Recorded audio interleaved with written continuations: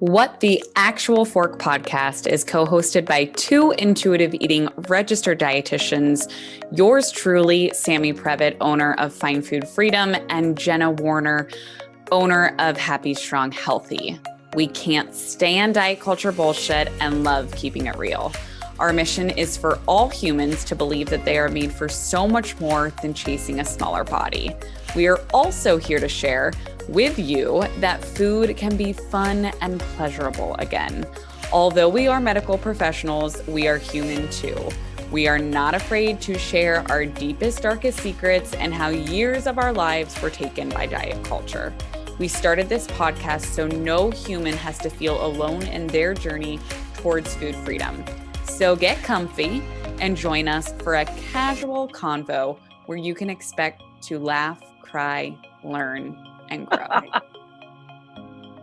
Welcome back, everyone, to another episode of What the Actual Fork podcast. We just had such a fun episode with Dalina Soto, who is at your.latina.nutritionist on Instagram.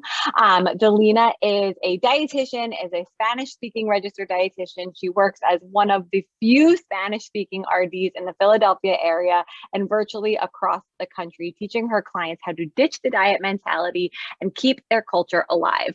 And that's exactly what we talked about today, in addition to the fact that we realized that all three of us went to Penn State.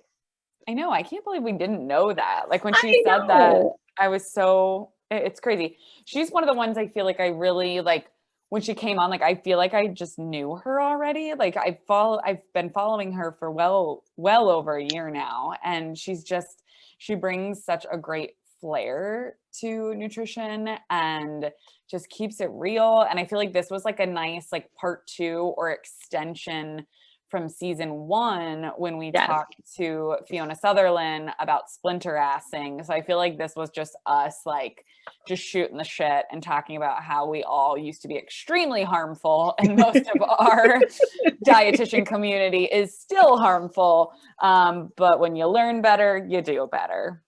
And I guess with that said, we should just add that we do talk about a lot in this episode as a trigger warning. Our past as dietitians in diet culture and some harmful things that we used to talk about with as it relates to weight loss and just methods of how we taught people. So just we didn't use any triggering words. Dalina actually really did a good job with that. But just to mention, and it shows how much we've grown. I think if anything, people are going to like, if they hadn't listened to our first episode of just you and I, like, I don't know. Cause I think some people just see our accounts and they just think that we were always this way. And we've just always found food freedom. And now it's like, no. Like this is who we actually were.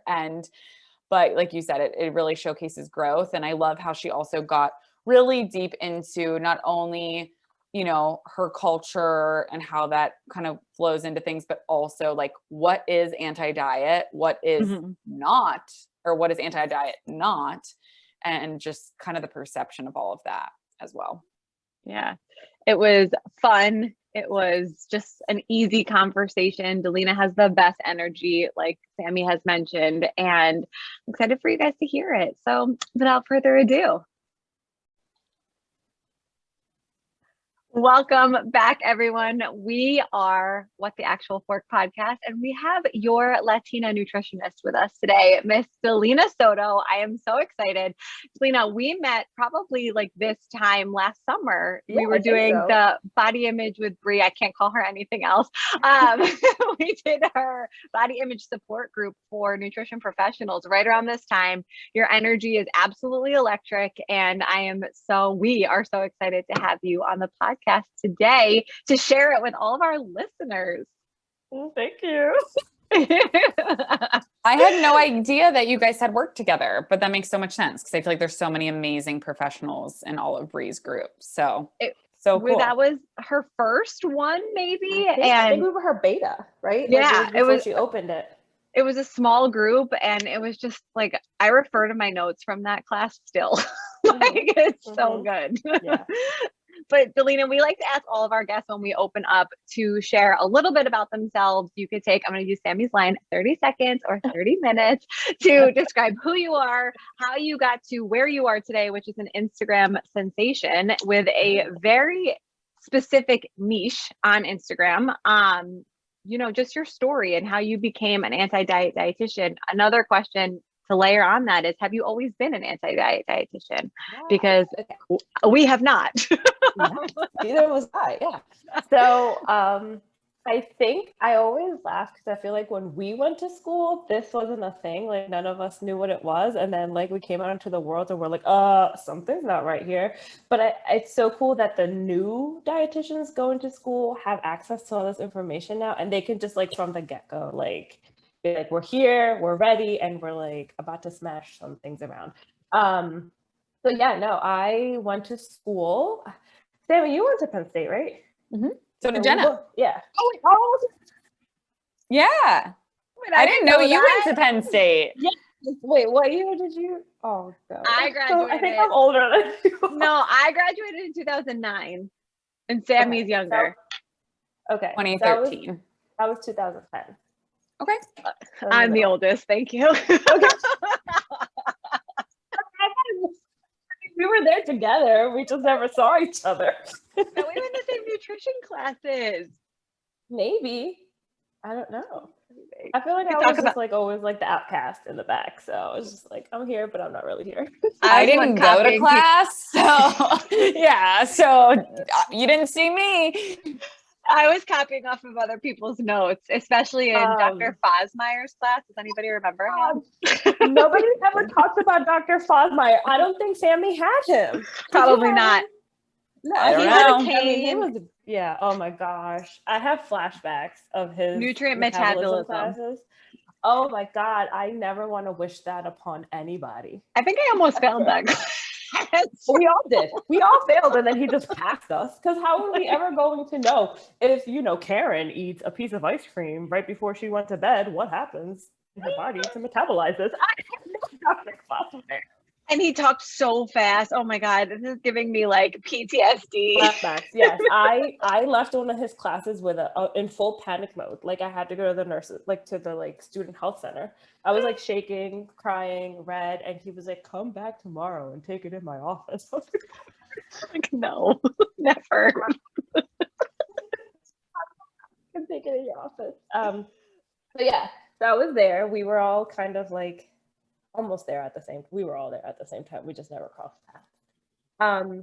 So yeah, we all had the same education. So none of us knew what the heck this anti-diet movement was. But in the back of my mind, growing up in Philly, growing up Dominican, I knew that something was missing from that perspective of education, because I was like, I eat good food. My food is not, bad, and it's not what quote unquote is causing this epidemic of health in our, in people of color. So I always questioned it. I just didn't have a word for it. I didn't know what it was. And I still was like, oh, but I can still go work in Philly and still help people lose weight, but still keep their culture alive and eat rice and beans, but still lose weight, right? Because that's exactly what we were taught. Like that was the end goal for everyone, like get them in a healthy BMI or whatever. And so I graduated, I did not get into the Penn State internship. I was ranked, I didn't match. I ranked them number 2. They ranked me like lower on the end, so we didn't match. So I missed out on that, but I think it all worked out. So I came home and I was like, so sad that I didn't match, but I had gotten into Marywood University for a master's degree. So I was like, I'm just gonna go there. I started my master's there and hated it.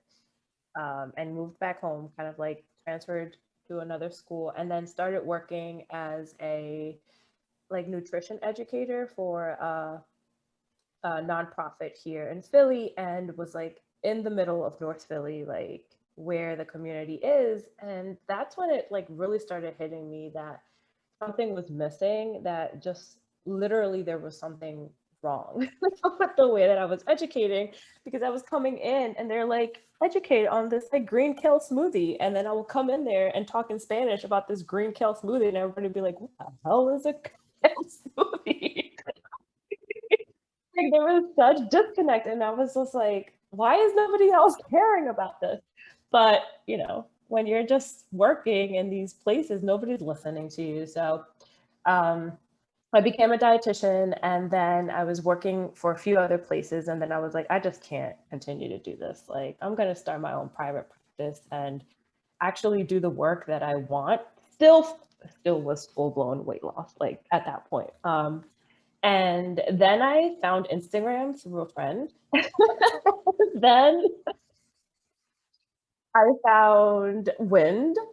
And I was like, ooh, wait, what's this Heather lady talking about? And I was like, holy crap, this is 100% everything that I've ever thought. I just never had a name, word, like anything. I just didn't know that this whole side of dietetics existed. And once I went to the first Wind conference, I was like, I can't go back. Like, I could never, ever, ever go back to being weight centric, even though a part of me, even though I still talked about weight loss, I never shamed anyone if they came into my office and like didn't lose quote unquote weight. But I was still very weight centric because I wasn't practicing from a weight neutral place. I was still promoting the weight loss. So I feel like I had like bulks of places where, until I found Wind. And then I was like, okay, now I'm here. When did you find Wind? And for those listening, and correct me if I'm wrong, it's Weight Inclusive Nutrition and Dietetics, and that's by Heather Kaplan. Mm-hmm. So when did you find Wind? So I found Wind, gosh, I want to say the beginning of 2018. Okay. 2018, right? So what's that, like 3 years ago, right? So yeah, so like I was already like on Instagram and I was posting, but I never post, like I was starting to like get away from the weight centric already at that point, and had already like learned about intuitive eating. But as you all probably know, I was still on the fence of like, but who cares if people want to lose weight, right? Like I was still very much in that middle part of it. Like, and I feel like people don't talk often enough about that.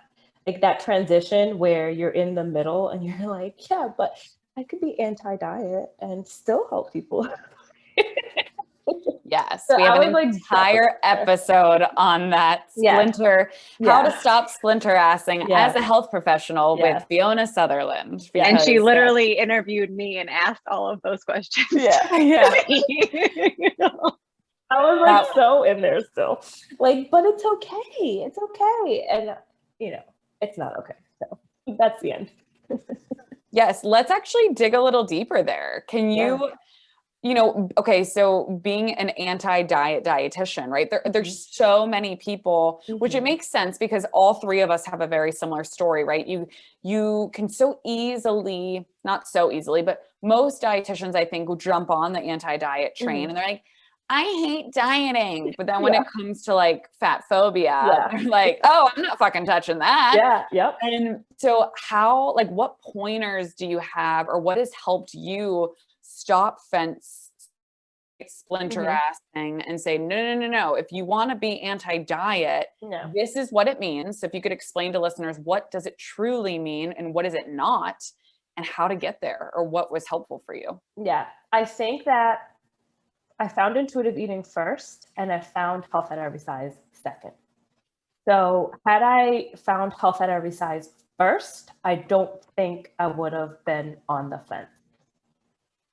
I think that would have definitely helped me go 100% into it. I think that we come from a very fat phobic education. So we're taught that in order to be a good dietitian, you have to, you know, like cure this epidemic, right? Like there's so much weight stigma in our education, and it's really hard to get away from it at the beginning because you're like, I paid all this money to be educated. And it's scary to go away from what everyone else is doing. But when I sat down and thought about, just because what part of my struggle, even while I was in school, was seeing women in my, in my inner circles, in my family, who did not by any means fit that mold of what BMI standards were or societal norms, right? But it was okay because we were Dominican and my family's like not American at all. Everybody only speaks Spanish, and it's like a whole different world when I'm with them. So I feel like for me, it was just such a struggle because I'm like, I know that they're healthy, right? Like, and even if they weren't, that's not the case. Like, I know that they're eating well. We have like barely any diseases in my family. Like, they usually talk about all this, like Latino populations have higher incidence of diabetes and heart disease and all this stuff. And I'm looking at my family and I'm like, nobody has anything. There was such a inner struggle. And I think it was more from like that education and that science part. It's like, but it's science-based evidence. But nobody's presenting us with the other science-based evidence. And something that I even struggle with a lot now is that a lot of the science-based evidence is done on white, and like not on, people of color. So a lot of the science that we are presented is like, can be skewed still and biased because it's not being done on people of color. So how do I even translate that science-based evidence into my communities if it's not truly 100%? So I think that if you're on the fence, you have to, I always like to play devil's advocate, and I'm like, look at look at the data on each side and make an informed decision. If you can walk away from looking at the data of health at every size and fat phobia and weight stigma and be like, I'm okay with doing that, then you're okay with doing it.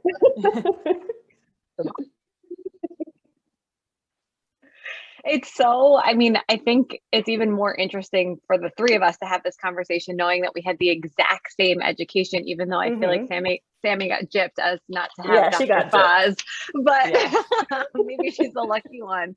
But it's crazy because, I think, to continue on that conversation, I think the issue today is not only our education, but it's also what you see social media has done to weight loss, right? And those videos, Sammy and I just had this conversation, those videos on TikTok go viral because they're so polarizing. And then we'll post something with like actual facts with that science-based evidence that you're talking about or referring to. And people are like, you're lying. You're so fucking stupid. Like, and I'm sure, it's couldn't be more frustrating. And I think you do a great job. I have your social links up over here. I think you do a great job of being super relatable to your specific audience and to everybody who's following you, but also giving the facts. And so Sam and I were perusing your Instagram, whatever the word is, your Instagram before you hopped on. And you did a great post the other day about what people think anti-diet means versus what it really is. And so for people that haven't seen that post or maybe don't remember it, can you give us a little like snippet of where that came from and what it is? Well, I think it's because I call it tiki-toki because I hate it over there. It's like a love-hate relationship, and I just make it funny by saying it's tiki-toki. It's just funner to say.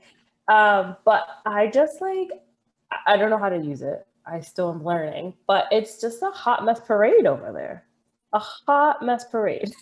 And I feel like it's because of the algorithm, because people just see one video, like if you happen to pop up on their algorithm, but they don't take the time to look at other stuff that you've posted. I feel like, is that am I right? I mean, Sammy, you're like the queen of TikTok, but I'm like, I don't I just don't know. So anyways, that post came from somebody coming into one of my comment sections and just no, this was from Instagram. That post was from Instagram. Somebody called me pathetic and basically like an asshole and all kinds of other names because because I was talking about social determinants of health and just how communities of color are affected of it. And this one person was like, you're pathetic. Our people are dying. And, there's all this everybody's and I don't like using the word. I'm just gonna say and just like went off on me and told me that I had no regards about anybody's health. And I'm like, first of all, we didn't take Dr. Fogmeyer's class to literally know what happens the minute ice cream touches your tongue to the minute that you shit it out, okay? Because we have to know that every enzyme, every reaction, the way that the arrow's pointed, if I got the arrow wrong, that was 3 points minus. And so, yeah, it was a lot of anxiety. Jenna's laughing because she knows what I'm talking about. Sammy did not have to deal with this. But like, I didn't go through all that pressure of knowing how food gets broken down in your body to not care about health. I just think that the way that we define health is wrong. And so being anti-diet literally means that we care so much about your health, and I'm very passionate about this, that we want every single person, regardless of what they look like, where they come from, how much money they have, their education, to be treated the same way. And that is it. So yeah. I love that. That's so important how it really comes down to respect, to fair, unbiased healthcare. But there's so many myths about, anti-diet is anti-vegetable, anti-diet is anti-human beings who have dieted. And it's like, no. Like pretty much everyone we've worked with has chronically dieted for like their entire lives. Yeah. And me. And ourselves. Yeah. Or at least us. Yeah. But I would love to hear from you, Dalina, like was your Instagram handle from the beginning always your Latina nutritionist? Or I know like a big part of your story, obviously you've been sharing with us, is that you noticed this divide in like your culture and how, the kale smoothie example. And yeah. So how did you shift and say like, I really need to help this population, or like, how did that come to be? Yeah. So no, that was not my handle. So my private practice in Philly is Nutritiously Yours. So that used to be my handle. And then, you do like all this business coaching and you're like trying to get your life together as a business owner. And it's like, you have to niche down. Like you have to really take something and go for it. You can change it or whatever along the way. But throughout my whole career, like the common theme has always been like, I want to help, people understand that our cultural foods are not bad, right? Like that's not what's killing people, right? And so it was just like a natural kind of like, oh, let me just go with this handle and see what happens. And here we are. And also because the word dietitian is just not very commonly understood in at least my culture. Like people don't know what a dietitian is. Like the word for dietitian in Spanish is so weird too. So I'm like, oh, I'd rather just, I hate being called a nutritionist, but I'd rather take it. Yeah. What is the word in Spanish? Dietista. It's so weird. Nobody uses it. It sounds like the dieter. Yeah. Right? Yeah. It's like so weird. Nobody uses it. I'm like, I don't want to use it either. So here we are. Sammy and I did an episode in season 1, like one of our first, Sammy, probably again around a year ago this time, with Lynette. Do you remember that one where we talked about just like the importance of cultural foods? And so Lynette Hemley is a dietitian that Sam and I used to work with when we worked for the grocery chain. Can I say the name? ShopRite, whatever. When we worked, I feel like we all, if you were in the East Coast, right? we all went through that. And so we had this episode with her where she talks about how when she was counseling people in store and telling them about healthy foods, quote unquote, because we were all trained to be weight loss dietitians, especially in that role, about how, she felt so uncomfortable taking away some of their cultural preferences because it wasn't the quote unquote healthy choice, and how her mission was to bring that back into people's diets and show them how it can relate. And I feel like, or how it can be there and just, you know what I mean? And so I feel like for you, your mission and your purpose is very, very similar. And again, you have a post about why I would never ask you to replace rice and beans. And so can we dig a little deeper into that and how to preserve the cultural perspective for all of your clients and for everybody? Yeah, so that was definitely a TikTok question. And I get so many things like, my dietitian told me that I couldn't eat this, this, and that. And I'm like, oh, here we go. So this particular person, because, someone flamed me about it, was like that her dietitian basically told her that she had to like replace the question was, beans are considered a starch. So how do I eat the right portion, right? If I basically, the way that I interpret it was substituting the rice. So either have the rice or have the bean, but not have both. And then what portion? Like that's how I interpreted the question. So that's why I went off on the rant in that particular video. But I think that the issue that I see in the way that we were taught in dietetics is that it's a very narrow view of how food works, and like everything is separate. Like, everybody talks about the macros. I'm like, let's talk about yogurt. It's all 3 macros.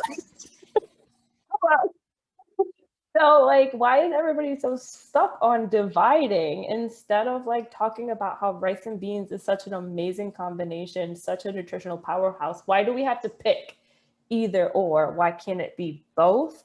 And I think that that's what happens in a lot of like cultural foods, is that because of, where the country was, the access that they had to certain, foods, what was on the land and what they can grow and things like that, cultural dishes are very much unique in that they provide all the nutrition that you need based on what was it being able to be grown, at this particular country. But then you come to the US, everything is separate. And sorry, you guys know I have a runny nose. My kids got me sick. But I did this episode of a podcast with someone else, and we were talking about food models. And I said, do we think, and I haven't done this research, so maybe we all need to bind together and find this out. Do we think that the reason why, in the United States, we do things separately was because of Weight Watchers and MyFitnessPal wanting to make it easier for everyone to count calories and count like foods, right? Because when you look at the way people eat, everything is combined, but you can't put that in a MyFitnessPal if it's combined, right? And that's what a lot of people I hear say when they're like, I couldn't use MyFitnessPal because I didn't know how to add rice and beans into it, or I didn't know how to, a lot of our cultural dishes, like how do I put that in there? And I'm like, well, first of all, you didn't need to, and second of all, I'm wondering if there's a reason for this. Because everything is just so separate, and everybody's talking about taking away and nobody's talking about adding, and how amazing all our cultural dishes are because we add so much stuff to it and it nourishes us so much. So yeah, that's how I feel. That's so interesting, the Weight Watchers and MyFitnessPal perspective. I feel like there has to be research on that, or somebody has to do it. It's probably not gonna be me. I'm not really good at that. Kind of I'm never doing it. Never. Let's think about it. I saw something about like when MyFitnessPal came out is also around the same time that My Plate came out. So lobbying is real. We all know that lobbying is why a lot of the things happen in this country. So was there some lobbying involved to make My Plate, as opposed to like the food pyramid was not like that at all, although it was not great. But like My Plate was different. It was like separate everything, easier to calculate. And then they had the calculation guide. And all of those like food models that you could purchase that we had in our offices at the grocery store, right? To show people the portions, and that's how, right? It's horrible. I mean, and they were like this big. And so I'm wondering if there's a connection between the two. Anybody listening, if you're up for this research, let us know. I don't want to do it. Do you remember we also like want to talk about dietitians overcoming fat phobia and consistently working through it? We had fat models in our office. Oh my God. Yes. 5 pounds of fat sitting on our fucking desk. Oh my God. Yes. And the cholesterol one too, that showed like the arteries, like all the things. Yeah. And the sugar ones. They had the sugar ones too. And how expensive were those things too? Do you remember we used to have to beg our bosses to buy them, Sam? They got all "We dusty need and this. nasty. I need this in my office because people need to know how much sugar is in everything that they eat." Like, come on. It's so bad. They also- so weird. We had a bucket of sugar outside our offices that showed if you drink a soda a day for a year, how Yes. much sugar you put in your body. Okay. Remember the statistics of how much you would gain if you drank a soda a day for a year? I remember that one. It's so bad. Sam and I actually pulled up the last time we were together too. Like, we did these like YouTube videos at work for like jumping jacks to burn off calories. And like, she was the trainer and I was her model to show like how to do a proper squat so that you can burn off your calories. Like, Lord. it's so bad. So So bad. anybody But, like, listening who wants to be an anti-diet dietitian, you're probably in a much better spot than we So were. much better. We started from the bottom. Okay? Like the way Literally. bottom. That's literally the music Jenna plays in the video when we're like in the video years ago, and then she'll like Now I blend need it to into find now. it. Not It's now. so bad. It's so Oh. bad. Oh, but at the same time too, I think it just shows so much growth, and it does show that, again, I think I say this in almost every episode, like, when you know better, you do better. And I feel like the guests that we have on this podcast, like, they saw the research, they read it, they found the place, it spoke to them, just speaking for both of us as well. Like, and now we do better. Like, that's it. Yeah. And we're going to continue learning and evolving. Like, our better now is probably going to get better. Absolutely. Yes. So for anyone listening who hasn't clearly been listening to us, because we've said your Instagram handle a million times, where can they find you, Dalina? And is there anywhere else, like anything you want to share with them, or resource, anything that they can get their hands on? Yeah, so you can find me at your.latina.nutrition on IG. If you want to go on Tiki-Toki, it's the same thing without the dots. So just your Latina nutrition. I'm Like, only nutrition is not calling it nutrition. Tiki-Toki from now Tiki-Toki, on. it's so fun to say, especially because I'm like so afraid of that place. And my website is yourlatinanutrition.com. So all of it is like the same. Actually, if you Google Dalina, you'll probably just find me. There's not that many Dalinas out there. It's a beautiful name. And you might find some of the older stuff. Okay, it just shows how far you've come. Truly. Well, thank you so much for being here, for sharing who you are. Actually, wait, you didn't tell everybody the name of your program and what you have to offer. So do that too. Oh my God. Crap, I don't even know what I'm offering anymore. What's happening over here? No. You can go into the links in my bio or on the website. We have an exciting membership. And there's so much in there, specifically because one of the things that I hear is that in the Latinx community, it's very, very diet culture-y. And there's not a space to be able to talk about this journey openly. And so with the membership, I'm just trying to provide like a space where you're able to come in and talk about how hard this is, and how to talk to your family members, and just kind of like how to actually like live and breathe this way of living that is so hard when we live in such a diet culture world. So yeah, come find me in my membership. It doesn't have a name, but Amazing. Thank you so much for being here. Thank you for sharing all of this with us, and just thank you. Thank you for having me. This was fun.